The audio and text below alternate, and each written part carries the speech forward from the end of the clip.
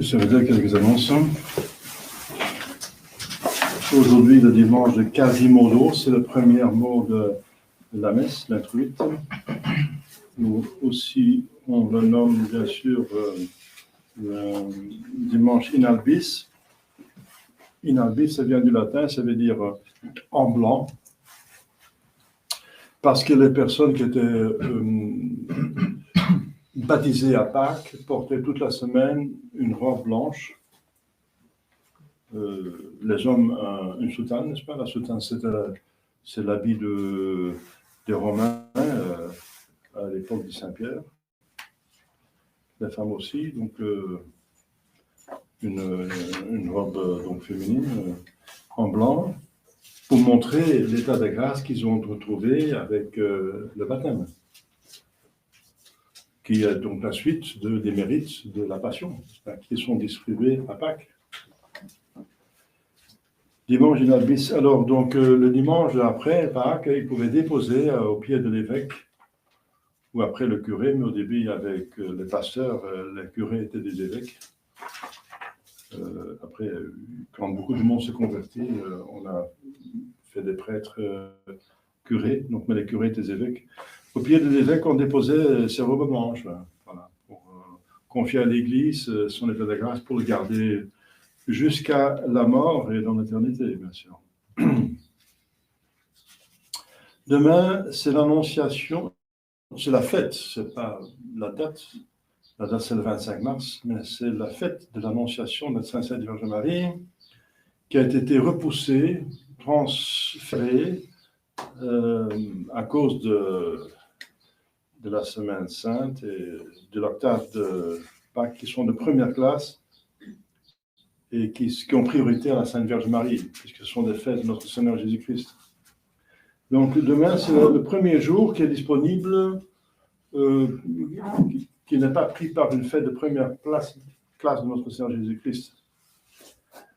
Donc c'est pour ça que ça vient si tard. C'est le 8 avril que cette année-ci donc tombe l'Annonciation. Donc l'incarnation.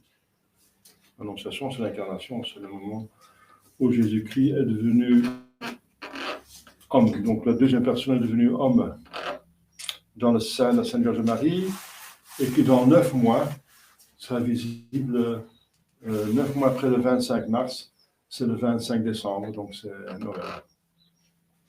Mais la fête, la solennité, on appelle ça la solennité, est demain. Donc les messes seront comme toujours enfin, annoncées.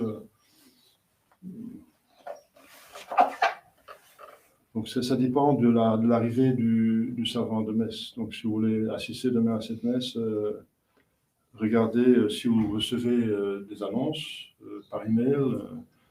J'envoie par email chaque jour des invitations pour assister aux messes par Internet pour ceux qui ne savent pas assister physiquement, et aussi pour les conférences qui se font. Ça dépend aussi de l'arrivée de la servante de messe. Maintenant, pour éviter que cette conférence soit trop tard, je l'ai fait avant la messe. Donc souvent c'est à 7 heures. 7 heures, donc c'était, il me semble, jeudi dernier, c'était à 7 heures, donc la conférence en français. Si vous avez loupé, c'est toujours, comme vous savez, sur YouTube, enregistré. Il s'agissait de l'hiérarchie de l'Église. Parce j'altère le catéchisme selon Spirago, docteur Spirago, et ensuite la vie spirituelle selon Tanqueray. Il faut les deux. Mardi de la Férie, 4e classe du coup, n'est-ce pas? 4e classe. Donc on peut faire des messes votives. Puisqu'on a eu la messe votive la messe de la Sainte Vierge Marie lundi, je choisis alors Saint Joseph, ensuite Saint Michel Archange et le Saint Jean Gardien. Parce que mercredi encore de la Férie. Jeudi, Saint Léon Ier, pape et docteur, très grand pape. On pourrait l'appeler Léon le Grand.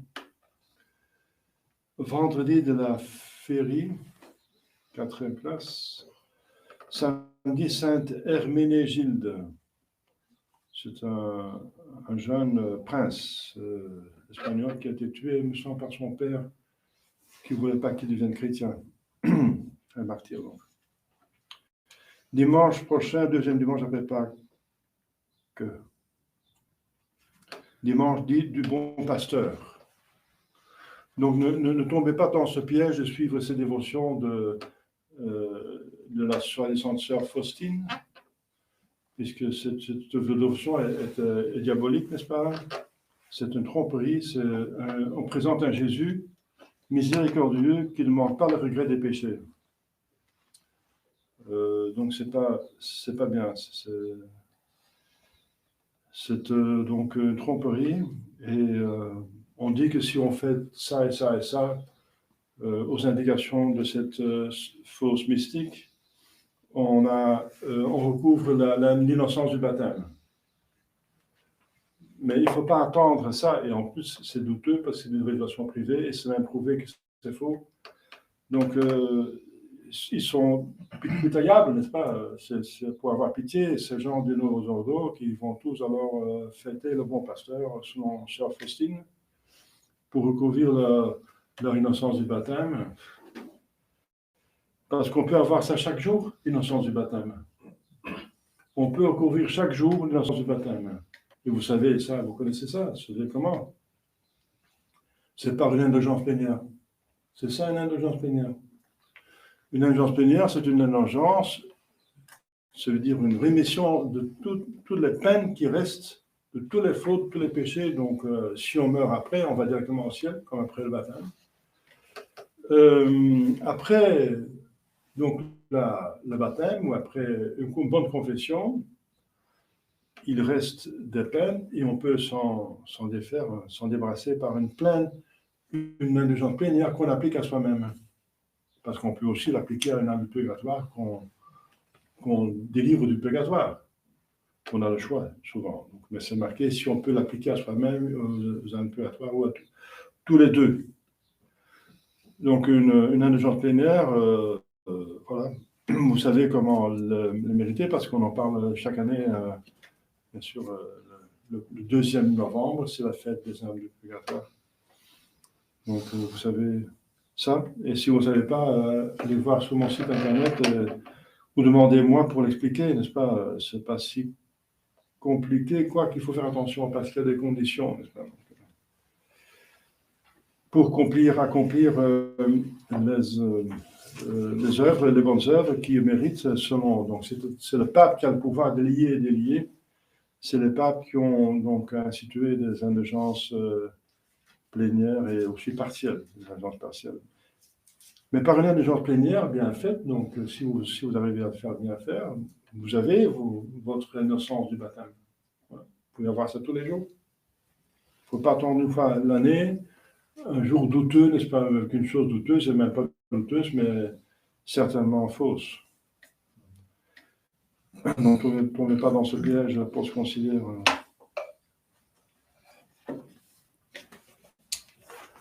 Au nom du Père et du Fils et du Saint-Esprit, ainsi soit-il. Chers fidèles, c'est curieux que notre Seigneur Jésus-Christ, c'est un évangile très riche, dit plusieurs fois Pax Vobis. 3 fois, ici mentionné. Donc c'est beaucoup, n'est-ce pas? Il semble insister sur quelque chose.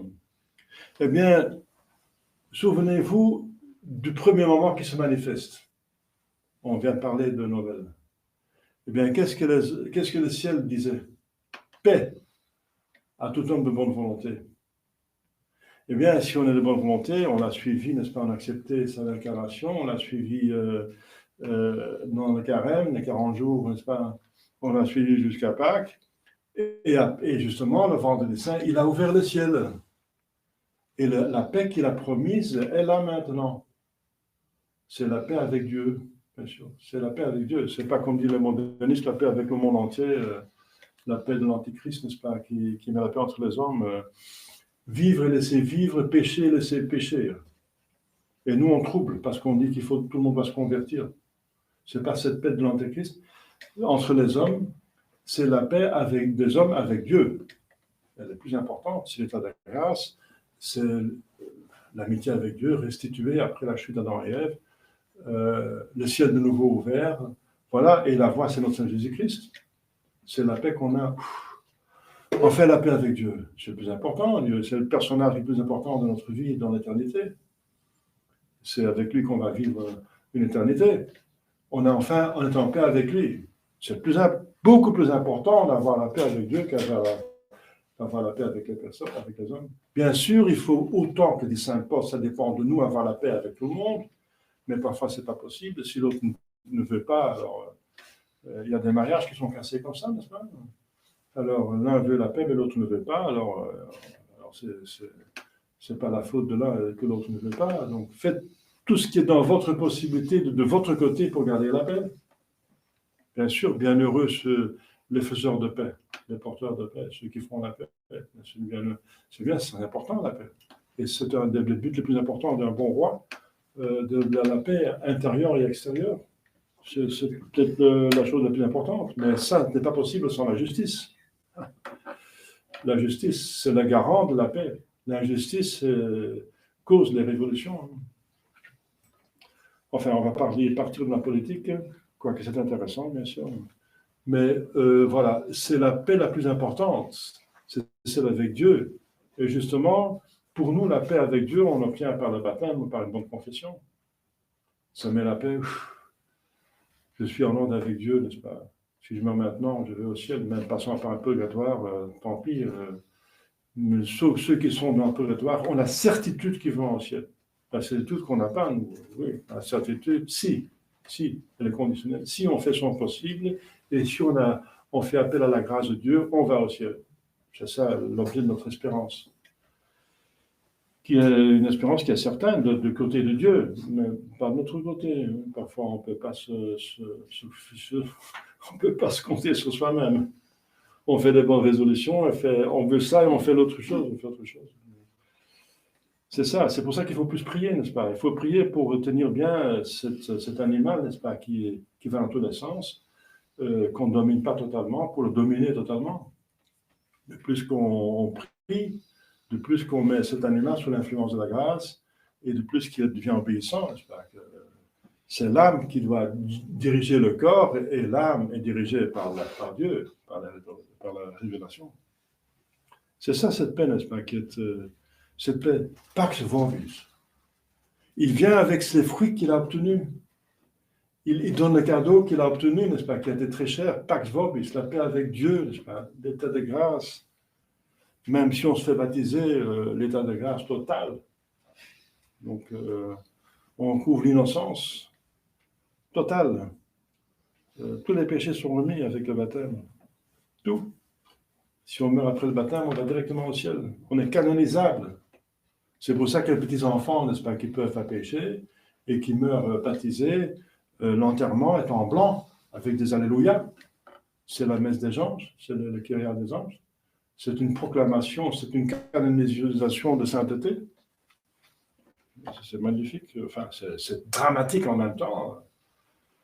Comme diacre, j'ai pu enterrer, faire l'enterrement, parce qu'un diacre a pu enterrer, j'ai enterré à Nantes, un petit enfant, n'est-ce pas? Donc il y a un mélange de tristesse extraordinaire, parce qu'un petit enfant qui meurt, il n'y a pas rien de plus triste que ça. Mais en même temps, c'est une canonisation d'un saint, c'est un saint. C'est ça, cette paix, n'est-ce pas, incroyable, inexprimable, surnaturelle. Alors, il y a encore autre chose surnaturelle, c'est le corps.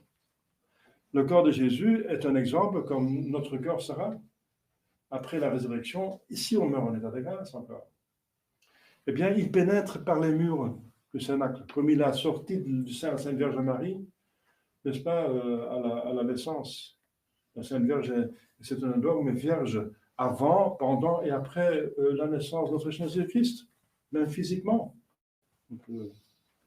C'est pas seulement parce qu'il n'a pas connu le commerce sexuel, mais aussi parce que voilà, Jésus a respecté même sa virginité physique pour lui donner le plus d'honneur possible à sa mère, le titre de mère de Dieu en même temps vierge. tous les titres possibles par un miracle. Enfin, c'est pas un miracle. Pour un corps ressuscité, c'est pas un miracle de passer à travers des murs et par terre de la matière. Donc on peut pénétrer, on peut passer à travers la matière. Mais c'est nous qui décidons quand on pénètre. Parce qu'il se fait toucher par saint Thomas. Il dit toucher. Donc là, il ne pénètre pas. Parce qu'on touche. Si on touche, ça veut dire qu'on est arrêté par l'autre. Si on pénètre, on va à travers. Donc c'est l'âme qui décide pour autant et quand le corps est disons, pénétrable ou pas. Donc c'est une propriété du corps glorieux. Et ensuite, on a vu le corps glorieux dans Saint Jésus-Christ même avant la Pâque, sur la montagne de transfiguration. Son visage venait radieux comme le ciel et ses habits, même ses habits blancs comme la neige. Donc c'est le surnaturel qui apparaît à travers donc le corps et même les habits. Donc c'est l'état, n'est-ce pas, de la gloire.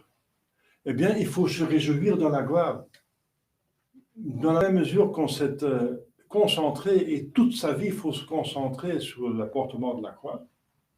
C'est nécessaire, la croix, la pénitence, la mortification, les prières, les exercices, accepter la croix quotidienne, c'est fondamental. Mais c'est le moyen, c'est un moyen.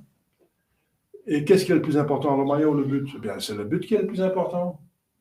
Ce moyen donne le but pourquoi nous sommes nés, pourquoi nous sommes conçus, pourquoi nous sommes ici, pourquoi nous vivons. C'est l'éternité avec Dieu, c'est le ciel, c'est la gloire, c'est la réjouissance divine. Mais réjouissez-vous, n'est-ce pas? Plongez-vous dans cette méditation de la gloire. De plus que vous faites ça, de plus que vous êtes motivé d'aller au ciel. Pensez au ciel, n'est-ce pas? C'est inimaginable. Est-ce que les anges sont contents dans le ciel? Est-ce que Dieu est content dans le ciel? Est-ce que la Sainte Vierge Marie est contente? Saint Bernadette l'a vu, elle était radiante, n'est-ce pas? C'est ce bonheur qui vous attend pour toujours. Après la mort, directement après la mort, on est jugé et voilà. On y va. Le purgatoire, bien sûr, c'est notre alternative, mais il faut éviter le plus possible. Et l'enfer, c'est la catastrophe. Ils vont aussi ressusciter ceux qui vont en enfer, mais avec un corps qui est fait pour souffrir et brûler éternellement dans le feu sans être consumé. Ce n'est pas le but de notre existence, hein, c'est dommage. Dieu, comme un bon père, fait ça contre-cœur. C'est les gens qui choisissent pour le péché mortel, qui s'identifient avec le péché mortel, qui sont obstinés dans le péché mortel, qui ne veulent pas se convertir, qui ne regrettent pas justement, qui ne regrettent pas leur péché. Donc c'est le regret du péché qui fait le ciel et l'enfer. Si on regrette le péché, on va au ciel, et si on ne regrette pas, on va en enfer. C'est pour ça que je reviens à cette fausse mystique, Faustina, n'est-ce pas, qui montre un Christ miséricordieux, mais il ne demande jamais le regret. On n'en parle pas. Donc c'est vraiment tromper les gens, parce que c'est l'essentiel. Oui, le diable regrette. Le dernier regrette. Qu'est-ce qu'il regrette? Mais qu'il regrette qu'ils souffrent, mais ils ne regrettent pas leur péché. Donc c'est contrairement aux âmes du purgatoire. Eux, ils regrettent qu'ils ont péché, mais ils ne regrettent pas qu'ils souffrent, parce qu'ils savent que les souffrances vont les délivrer du péché, n'est-ce pas, de ces péchés, pour aller au ciel. Voilà. Et nous devons imiter les âmes du purgatoire, pas les damnés. Nous devons regretter les péchés et accepter la croix quotidienne. Voilà, c'est ça la voie du ciel. Et ça, c'est Pax Vobis. Pax Vobis. Alors, une autre chose, un autre événement très important, n'est-ce pas, je viens d'en parler ici, n'est-ce pas, c'est que Jésus donne le pouvoir de remettre les péchés.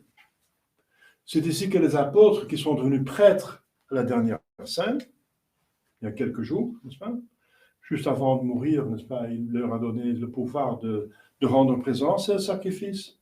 Dans le très saint sacrement, il Il y a sept sacrements, saint sacrements. Tous les sacrements sont saints parce que sacre veut dire justement saint, sacrement.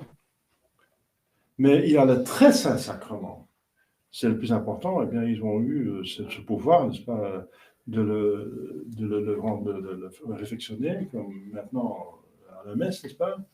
Votre serviteur aussi, par l'ordination, qui a été transmis par les apôtres, eh bien, ils ont reçu ce pouvoir, le premier pouvoir du prêtre, et le deuxième pouvoir du prêtre, qui est un pouvoir divin, c'est la rémission des péchés.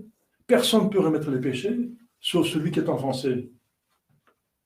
Si vous offensez un voisin, il ne faut pas demander pardon à un autre voisin. Non, il faut demander pardon, si vous êtes fait tort, à ce voisin que vous avez offensé. C'est pour ça que si on pêche vers Dieu, on peut seul Dieu peut vous remettre les péchés, pas quelqu'un d'autre. Alors, donc, la rémission des péchés ne peuvent seulement être faite par Dieu. Et voilà, et le prêtre a reçu ce pouvoir de, au nom de Dieu, n'est-ce pas, remettre les péchés. Donc, dans le confessionnal, vous êtes devant Dieu, c'est pour ça que vous êtes à genoux. Devant Dieu, et le prêtre n'est que le représentant. C'est un instrument, il est là pour juger. C'est un acte d'humilité, mais c'est parce que par orgueil on a péché et par l'humilité on répare. Bien, même le prêtre doit se confesser à un autre prêtre, donc c'est inévitable. Vous avez l'avantage qu'il ne va jamais se parler de cela parce que c'est un péché mortel pour lui pour en parler et que voilà, il a déjà tout entendu. Hein. Nous sommes au XXIe siècle, donc on a déjà entendu tous les péchés, on ne s'étend de plus rien. On n'y a pas peur. Donc, et on a la grâce, n'est-ce pas, que de voir la bonté, n'est-ce pas, de la guérison. Est-ce qu'un chirurgien, n'est-ce pas, quand il enlève un cancer, il est scandalisé par le cancer? Non, il est heureux que l'autre s'est débarrassé.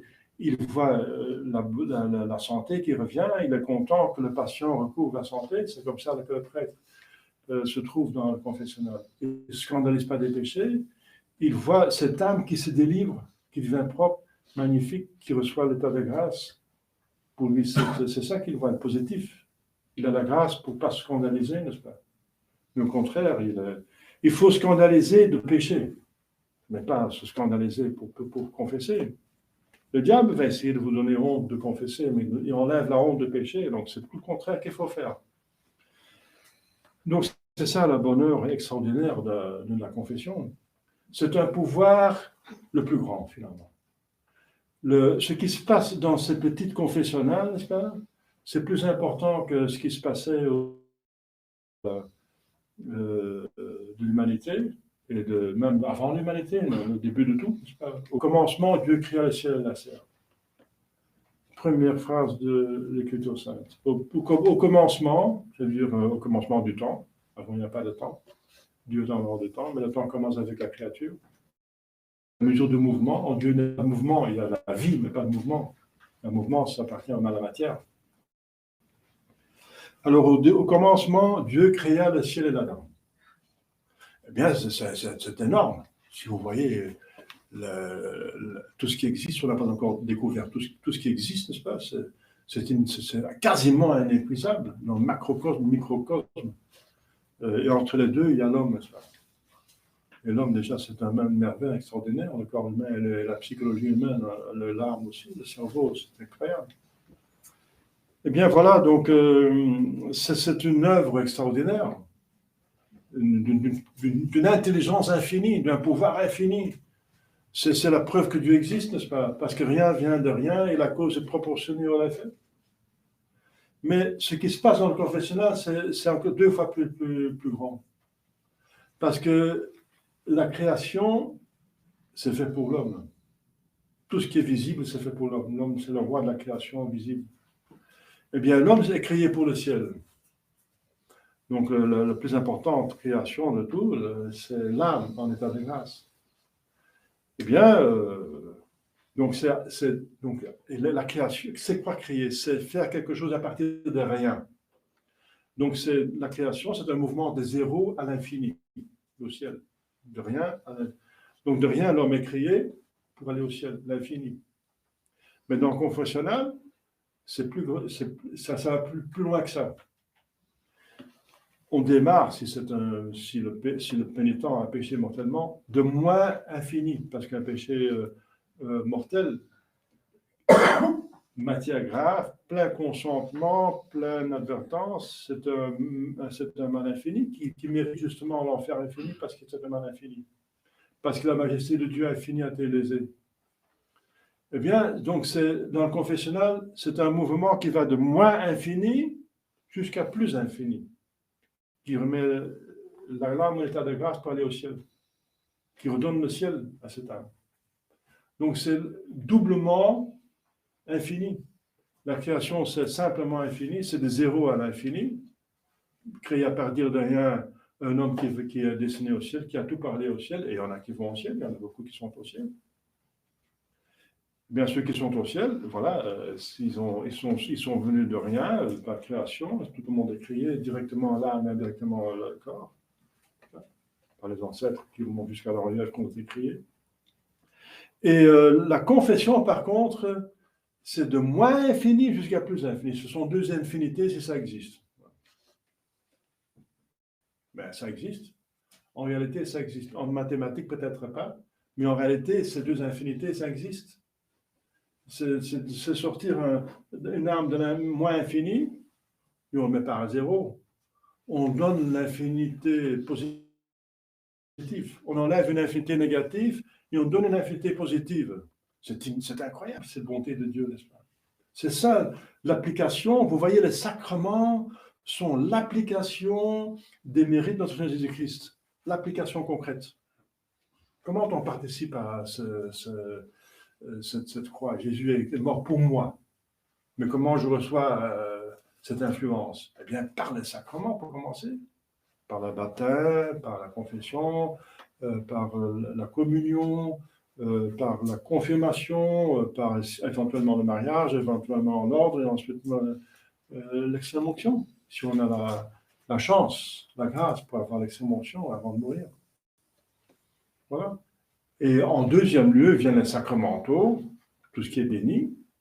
Vous portez le scapulaire, j'espère. Vous avez les rameaux de dimanche de rameaux, vous avez l'eau bénite, vous avez le cierge béni le 2 février, la chandeleur, vous avez la croix de Saint-Benoît, vous avez la médaille miraculeuse, vous avez ceci et cela, vous avez la maison qui est bénite, la voiture qui est bénite, les enfants qui sont bénis, les malades qui sont bénis. On peut bénir beaucoup de choses, demandez le prêtre. Ce sont les sacramentaux, ce sont des porteurs de grâce. Après les sacramentaux donnent la paix, pax vobis. Et ensuite, la prière, bien sûr. L'avantage de la prière, c'est que vous pouvez faire ça partout. Pour les sacramentaux, il faut besoin d'un prêtre, pour les sacrements, il faut même une chapelle, etc. Mais pour la prière, vous pouvez faire ça partout, même dans un goulag. Donc partout. Vous avez la prière toujours. Et vous connaissez la force de la prière, surtout le rosaire. Là, chers fidèles, Pax Vobis, laissez venir cette paix à votre cœur, n'est-ce pas? Laissez venir à votre cœur. Méditez cela, n'est-ce pas? Méditez le ciel. Vous ne pouvez jamais assez méditer le ciel. Jamais assez. Si seulement on savait ce que c'est le ciel, comme Bernadette a vu la Sainte Vierge Marie, on ne pêche plus, on court vers le ciel. Donc, vous savez ça, demandez de pouvoir goûter le ciel, comme on demande à la fin de notre retraite Saint-Ignace. Donnez-moi un petit avant-goût du ciel pour courir plus vite. Bien, chers fidèles, faites ça, n'est-ce pas, Pax Vobis, et ne soyez pas incrédule avec saint Thomas, mais soyez crédule, parce qu'après, il ne touche plus la main. Hein. Il a dit, oui, si je ne mets pas le doigt dans le trou du clou et ma main dans sa côte transpercée, je ne croyais pas. Et quand Jésus apparaît là, il dit Pax Vobis, il dit, il ne veut même pas toucher Jésus, c'est directement... Il se met par terre, il demande pardon, il dit mon Seigneur et mon Dieu. Voilà. Mais les fidèles, mais les apôtres touchent quand même, parce qu'ils vont toucher quand même par amitié, ils vont manger avec lui, il va montrer qu'il n'est pas, je ne suis pas un fantôme. C'est pour ça qu'il mange plusieurs fois avec eux. Il a un corps comme nous, mais glorieux. Voilà, chers fidèles, des mystères qu'on peut méditer avec Sainte Vierge Marie pour nous pour nous motiver d'aller au ciel. Si un cheval sans son étable, il court plus vite. Oui. Si nous sommes plus conscients du ciel, on va courir plus vite vers le ciel. Au nom du Père et du Fils et du Saint-Esprit, ainsi soit-il.